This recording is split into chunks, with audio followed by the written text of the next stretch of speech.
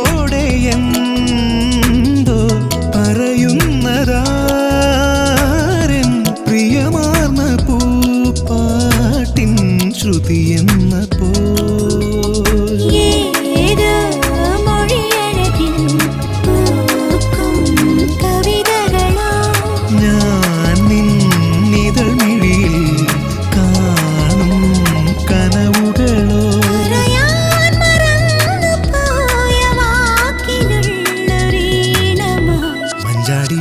പുഞ്ചിരി കൊഞ്ചലുകൾ